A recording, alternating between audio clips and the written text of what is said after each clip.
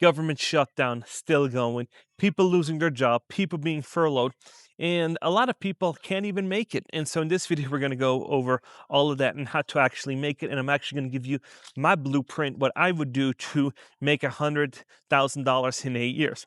So let's go over the criterias here and go over what is going on. We're seeing government shutdown. We're seeing people that cannot make it. I got one or two videos for you guys.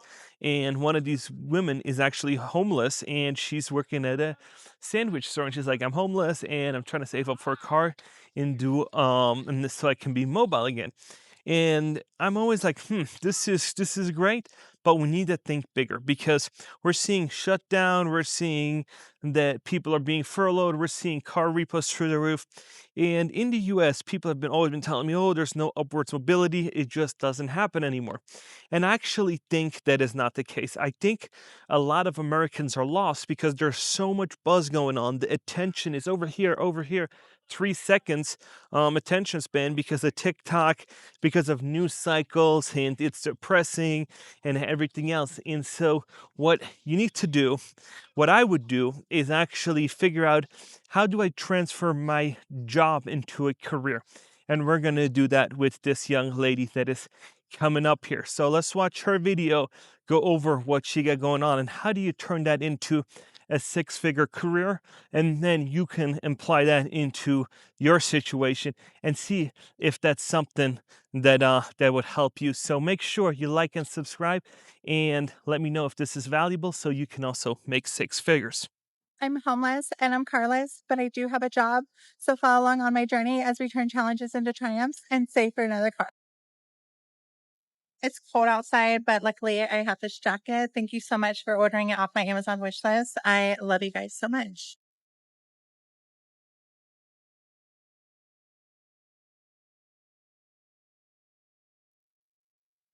Unfortunately, I did arrive to work 10 minutes late, so I'm going to go ahead and start the morning shift, and I'll catch you guys on break. It's 10:21 in the morning. I'm currently on break, and I got to say, it's been a pretty good morning so far. I was off at work for 3 days, so now I'm feeling refreshed and ready to go. I'm just going to hang out here for the rest of my break and enjoy the rest of my monster, and then go back to work, and I will catch you guys soon.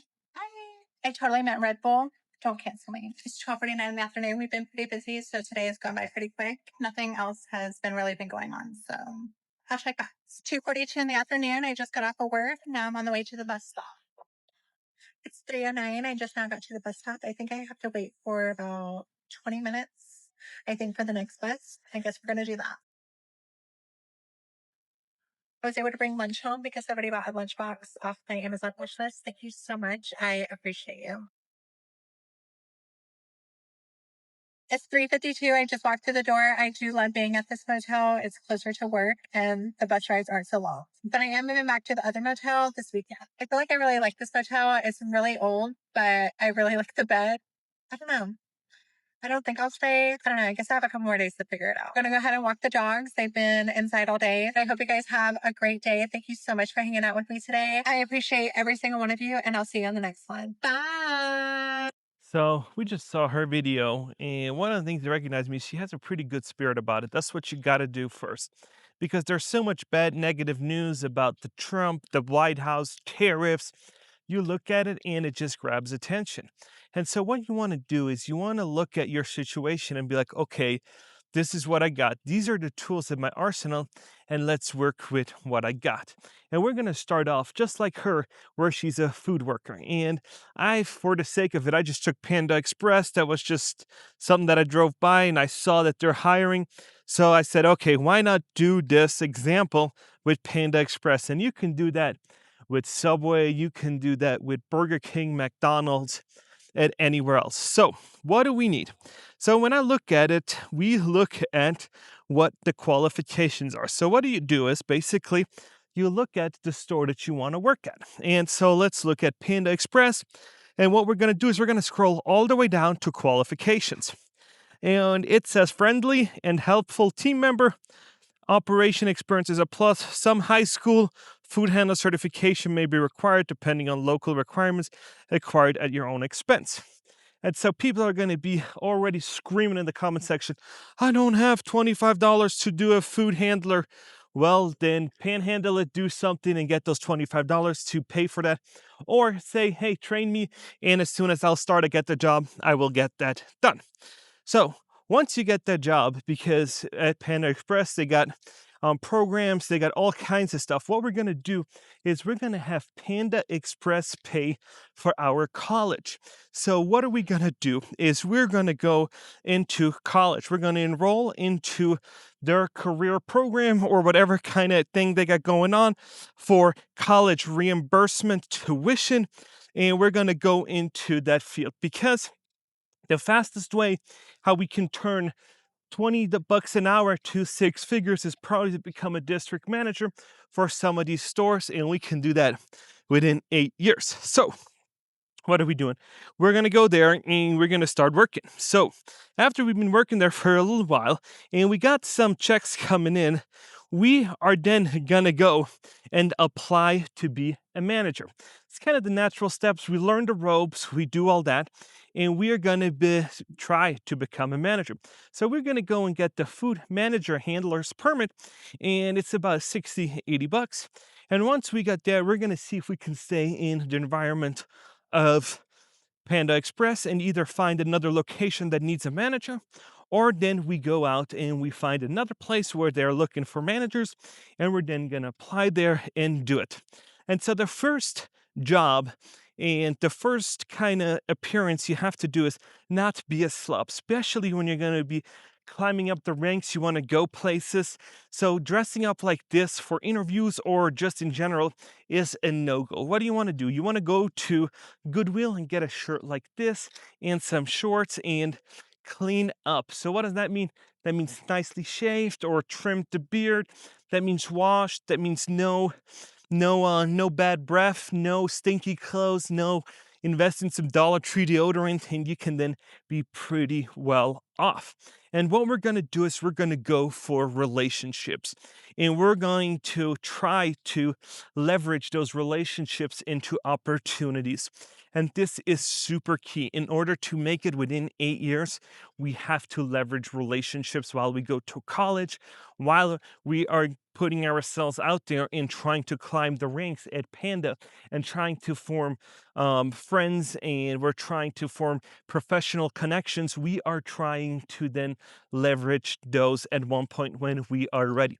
So from food handler, from individual to manager should take you about a few years while you're doing college, while you're doing everything else. And after 2.5 years, then I would say you're ready for manager. And you take that manager course. You don't need to have Panda pay for it. You'll just then go out and say, hey, this is me. And you're going to start applying. And maybe if you've done a good enough job and your store has some turnover rate, they might say, you know what, let me throw you the keys. Maybe you're the next logical step. But in order for you to be that, you have to do the groundwork. It is not pretty. You have to put in the work, and then all of a sudden opportunities will come. What does that mean? That says to the owner, or if it's a corporate owned store, hey, I can step in on Friday if there's nobody that wants to work. I will take on those responsibilities. And what you're going to do is you're going to look at the manager title, and you're going to see what qualifications they need, and you're slowly training on these manager skills. So you're slowly training on better processes, and you're trying to train up on all of that. So then all of a sudden you're actually doing the job without getting paid. So then it's an easy argument to say, hey, I think I deserve this promotion. And all of a sudden it's a no-brainer, because guess what? In places like Panda, in fast food, loyalty, where you can show up on time and not just say, I don't give a shit, and just walk out, and I'm not going to show up to work. There are opportunities, because if you're patient, that's where it's at. And you put in good work, you're friendly, you're nice, and you can do it. All of a sudden, opportunities will come to you. And so, after a few years of manager, you're gonna make about $60,000 to $70,000. Then all of a sudden, you're gonna be looking for the district role or something else, and it is gonna be really, really nice. Now, it might take you a little bit longer depending on if you're in Las Vegas or if you're somewhere else, because the fastest way to kind of do this is you're willing to move around. And once you're willing to move around and you're looking at it, then they'd be like, okay, that guy put in the work, and we can definitely see that. The problem is that most Americans do not want to put in the work. They rather get another job, just kind of do their station and then be done. But if you do it right, this is a recipe for success. And some of these organizations even have where they promote you within, because they know that sometimes it's easier just to promote within than find external people. So you really got to see and check, how do you do it? Because when you're online and you're scrolling and you're watching Logan Paul fights, you're watching, who knows, these influencers, these clickbait streamers, you're watching Jack Doherty getting punched in the face and doing all kinds of stuff, that is poisoning your brain. And then all of a sudden, your time flies and you're nowhere near success. And you basically are 45 and wasting your life away. So it is absolutely crucial that you start off in your early 20s and 30s. Because if you're not going to do that in your 20s and 30s, the later on you do it, the harder it gets. Your body's tired and you're like, man, I don't want to wake up. I don't want to do night shift. I don't want to do that. But if you're in your early 20s, in your 30s, you can still do that. But afterwards, you have family and you're just like, man, why do I want to do that? And so the time has come to kick it into high gear, and in order for you to do that. And whenever I look at people and they're in their 40s and they're still grinding like crazy, it is not the grinding that's the problem. It's the vision. It's the lack of roadmap that you carved out for yourself to then go out and say, you know what, this is where I want to go. This is where I want to be. Because if you're stuck in a deadbeat job and you're going to get depressed and you're just going to, year after year is going to swing by and you're just going to be like, oh man, I just wasted 5, 6, 7, 8 years on a job I've actually hated. I should have done something else with my life. And whenever I look at it, I was like, man, you gotta put yourself out there. Do the hard stuff when you're young. And when people tell me, oh, I got lucky, I did I just, I married into money, those are all not the cases. I remember from my own success story, I lived in a trailer park and I've worked 12, 13, 14 hours to get where we're at today. And I rather do that in my early 20s than now. Now I have Calvin, and now I'm starting to become less ambitious because I have a decent amount of money. I have decent cars.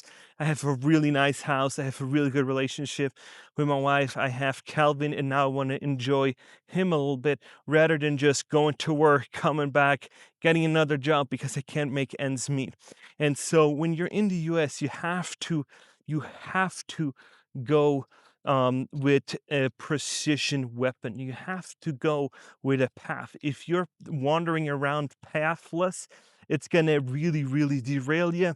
And then all of a sudden, you're going to be 45, 50, and you're not going to have anything to show for it because you were just grinding with no end in sight. And that's okay if that's what you want to do. But for me, I'm always like, okay, what's the next step? What's the next logical step that I can take to further my life, to further my agenda, to make more money, to become a better person, to do all kinds of other stuff? And when I see people online saying, I just can't do it, I don't want to do that, I don't want to take on any risk, I don't want to do that, then all of a sudden it's like, hey, you had opportunities, God gave you opportunities, but you didn't take them. And sometimes you need to be a little risky in order to cash out big. And that is why I always say you got to make sure you live within your means. That means if you're making 40 grand right now, and then you're going to get that manager job, you're making 70,000, almost double. That does not mean that you should go out and basically get double the apartment, double the car, and then double the phone and everything else, double the outdoor eating or the dining out. All of a sudden, if you double everything in your life and you double your salary, you're back to square one. So make sure that you don't double everything if you double your income. Make sure you say, hey, I'm just going to go out once or twice a week, just like before, or maybe not. And maybe I'm not going to get a nicer car. My apartment's fine. Let me put that into a savings account or something else. And all of a sudden, an opportunity presents where you can take over a store or you want to run your own franchise. Subway, maybe Panda, or I don't know if Panda does it, but there's a bunch of franchise opportunities.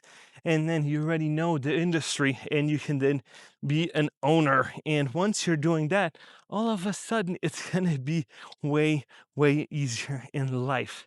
But you got to get the hard stuff out of the way. And just grinding, just to grind it out, is always not so recommended. You got to really have a plan, have a roadmap, have a map that you want to succeed, have a goal, dream about it. Where do I want to be when I retire?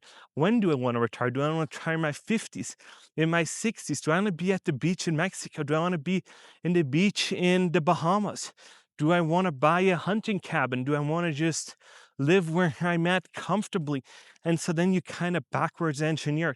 But having the conversation is absolutely crucial, because if you're not having the conversations in your 20s, and then you're in your 70s and you're still kind of strolling around and you're like, I don't know about retirement. I've never really had conversations about retirement.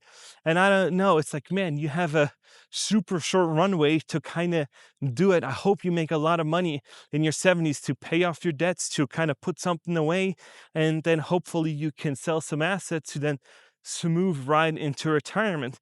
Because if you're going to be hustling and grinding every day just for a paycheck tomorrow, and then all of a sudden you're 50 or 60 years old and social security shaky and everything else, and you're like, man, I grinded forever and I just have nothing to show for it. And then all of a sudden it was lack of vision, it was lack of commitment, and it was lack of planning. And so what do? You use AI. Say, this is where I'm at today. This is where I want to go. Help me draft a map.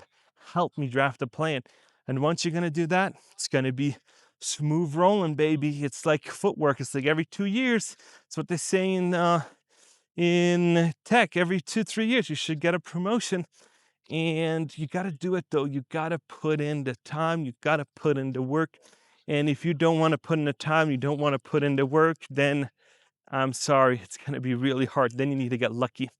And when people tell me, oh, it was all luck on my end, I'm like, man, it's far from that. If I would have had luck, I'd be way, way better off. Nope, this has been hard designation, hard work, and it has paid off. It might take you, instead of 6 years, it might take you 8 or 9, but you have the roadmap and you decide over your own success. And this is what I love in the US. You can make it.